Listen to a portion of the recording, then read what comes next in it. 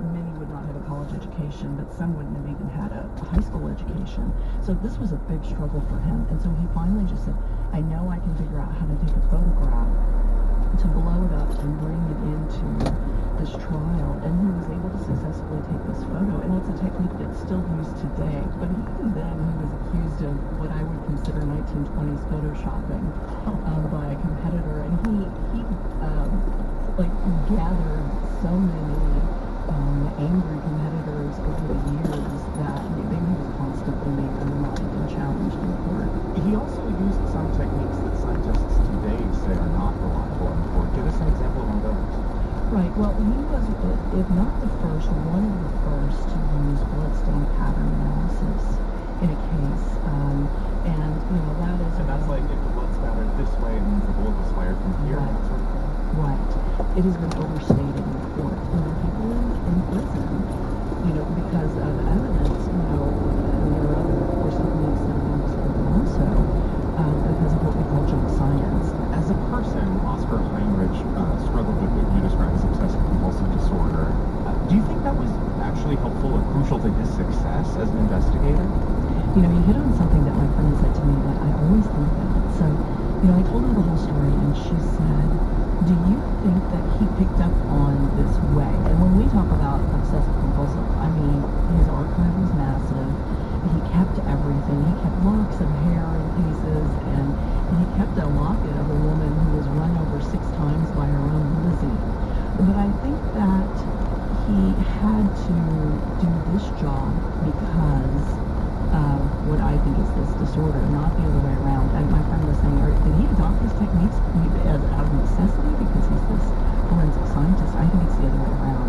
Well, at its root, it seems like his career was about finding order amid chaos, right? You show up at a crime scene and it is, I don't know, a bomb has exploded or a person has been violently killed, and he's trying to find the accurate factual narrative to impose upon it. Yes, and what's amazing about him is he could walk into a crime scene and figure out if there's forensic geology that he can pull from and run tests that he knew how to do from when he was a sanitation engineer 20 years before. If there's botany, is there forensic entomology, which he was the first to use in the U.S., so how do bugs arrive to a corpse? So he just was able to sort of, scan a room and know exactly what he needed to do to solve the crime. And so I do think he was such an ordered, meticulous man that in his professional life, it was extraordinary. I mean, it catapulted him to international, acclaim and success. In his personal life, it was troubling and it was problematic with his relationships with other people because he was such a control freak and he was so ordered. And it really kind of wreaked havoc and made him a success at the same time. Kate Winkler-Dawson's new book is American Sherlock, Murder, Forensics, and the Birth of American CSI. Thank you for talking with us about it. Thanks for having me.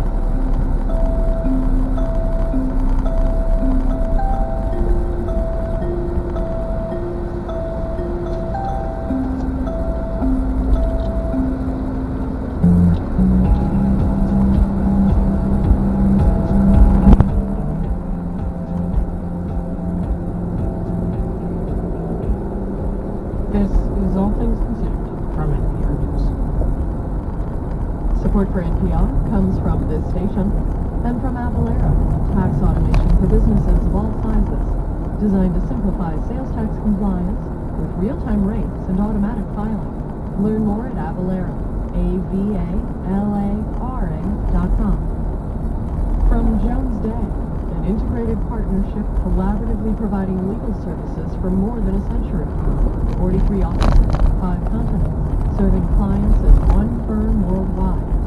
Learn more at jonesday.com. And from Mathnasium, committed to building math success, critical thinking, and problem-solving skills, teaching students face-to-face in more than 1,000 franchise locations. More at mathnasium.com. This is WUSF 89.7, Tampa, St. Petersburg, Sarasota, broadcasting from the University of South Florida. Blasting for President Trump's border wall in Arizona is underway in a national monument that's home to Native American burial sites. Coming up on All Things Considered, we'll hear from a local archaeologist who explains the significance of the area.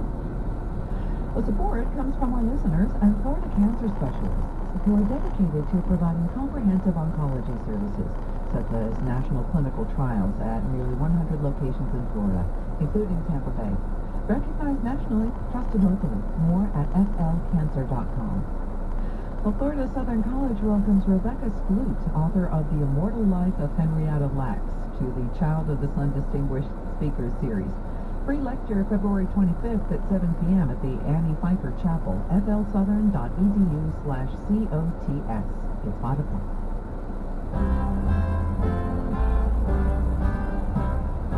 States are looking at this all and saying maybe it's not such a good idea. After the Iowa caucus meltdown, Democrats in Nevada face an uphill battle to reassure voters that Saturday's caucus will unfold without a hitch. For Wednesday, February 19th, it's All Things Considered. I'm Mary Louise Kelly. And I'm Ari Shapiro. Ahead this hour, President Trump throws his support behind two Republican senators who stood by him during impeachment. Cory Gardner of Colorado and Martha McSally of Arizona. Republicans have concerns about McSally's campaign ability that I think are valid, and I think this is why McSally needs Trump's support. Also, desperate times in Venezuela prompt new and desperate measures by Nicolas Maduro to cling to power. The regime that say they are socialists had forgotten about socialism. Plus, we head to Cali, Colombia, which considers itself the world's salsa capital. Now the news. Live from NPR News in Washington, I'm Jack Spear. A big night for the Democratic presidential hopefuls in Las Vegas, including billionaire businessman Mike Bloomberg, who's made the cut for the first time on the debate stage. NPR's Don Gandhi reports Bloomberg will spend $400 million in self-funded TV ad to likely face some intense jockeying from the other contenders. There will be 6 candidates on stage in Las Vegas tonight: Bernie Sanders, Mike Bloomberg, Joe Biden, Pete Buttigieg, Elizabeth Warren, and Amy Klobuchar. A lot of the focus, no doubt, will be on Bloomberg. It is his first time on the debate stage. He has been rising in the polls. He's been getting a lot of attention, so expect the other candidates to come after him. NPR's Don Gandhi. Tonight's debate gets underway at 9 p.m. Eastern Time. President Trump has ousted the Pentagon's top policy official. Undersecretary of Defense for Policy John Rood said he was asked by the administration to resign. Last year certified Ukraine had made enough anti-corruption progress to justify the release of congressionally authorized aid. However, the Trump administration moved to delay that. Today, Chief Pentagon spokesman Jonathan Rapp Hoffman provided new details about Rood's departure. John had the opportunity to serve in a senior position at the department for 3 years as an appointee of the president. But the president can make a decision to go a different direction. The delay of aid to Ukraine became central to Trump's impeachment by the House on charges of abuse of power, obstruction of Congress. It was just the latest official to be pushed out following perceived disloyalty to the president. A major legal protection for tech companies is under fire from the nation's top law enforcement official. Attorney General William Barr questioning whether online platforms should remain free from responsibility for harmful content. NPR's Shannon Bond. Thanks to Section 230 of the Communications Decency Act, tech companies like Facebook and Google are not liable for most content users post on their sites. But there are growing calls for that protection to be pared back. At a Justice Department meeting about the law, Attorney General William Barr said things have changed since Section 230 was written. No longer are tech companies the underdog upstarts. They have become titans of U.S. industry. Critics say the law shields companies from accountability for disinformation, terrorism, and child exploitation. The Justice Department is reviewing the law as part of its wider probe of big tech.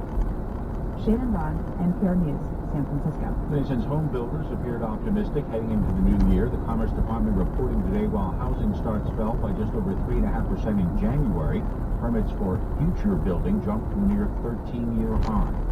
Stocks gained ground on Wall Street today. The Dow up 115 points to 29,348. The Nasdaq closed up 84 points today.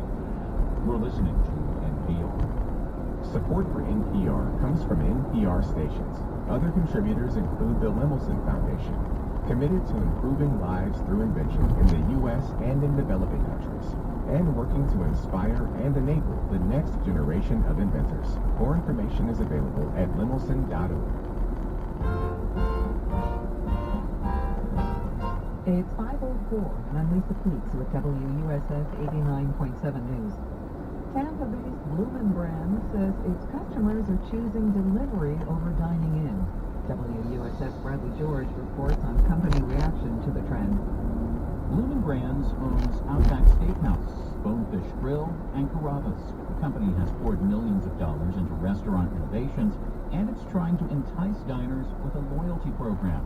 At the same time, DoorDash, Uber Eats, and other delivery services have made it easy for consumers to order from almost any restaurant.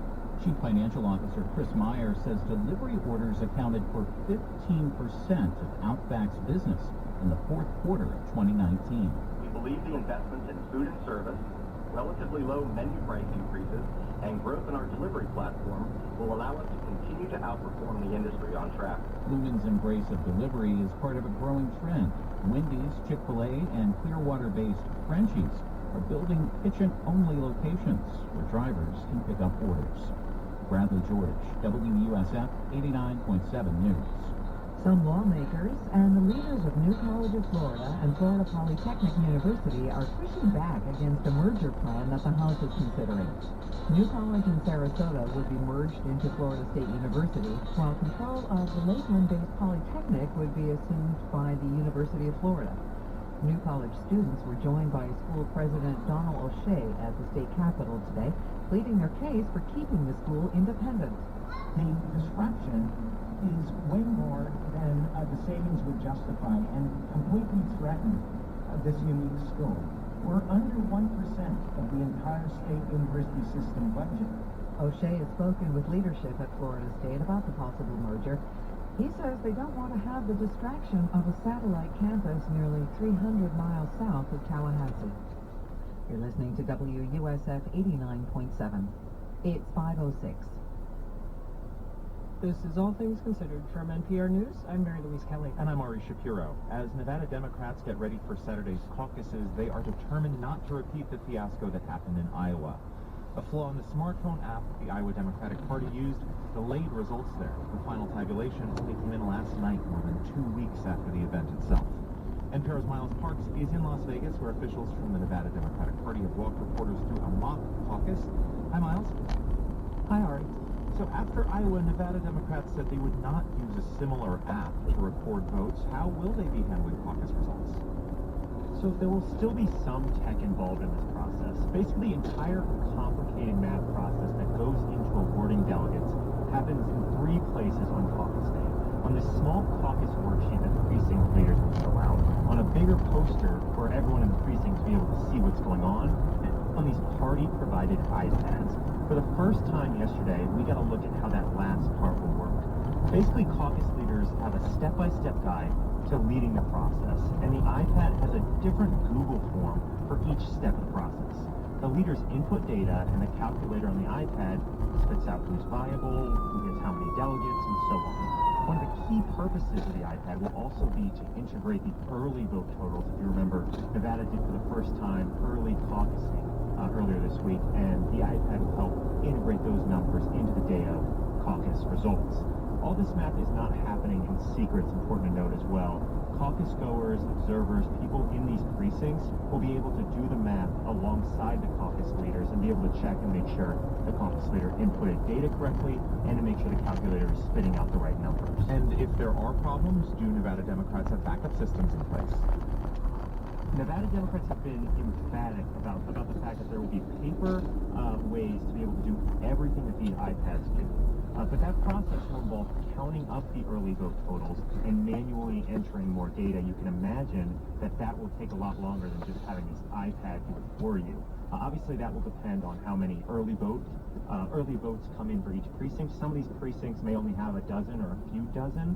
If you take a bigger picture look at this, though, there is a definite difference between how the Nevada Democratic Party is treating this as opposed to what we were seeing a couple weeks ago in Iowa. In Iowa, at this point, it was basically trust us. They were not showing the media the app. No precinct leaders had only just seen it at this point. In Nevada, even just having this demonstration for the media, they're clearly taking the potential for some sort of worst-case scenario very seriously. Yeah, we've got less than a minute, but I gotta ask, is anyone talking about doing away with the caucus, given how complicated it is? A lot of people are talking about it. At this point, obviously, it's clear that the caucus process doesn't really match up with where the Democratic Party is headed when you think about their messaging on voting accessibility and election security. Harry Reid, the former Democratic senator from Nevada, talked to NPR's Tamara Keith yesterday about this. States are looking at this all and saying maybe it's not such a good idea. He said for himself, Reid that is, that he was waiting to come out with an official statement on the caucuses, but you could just think about the fact that he's not really willing to weigh in at this point. You can take what you need to take from that in of itself. That's NPR's Miles Parton from Las Vegas. Thank you. Thank you. For years,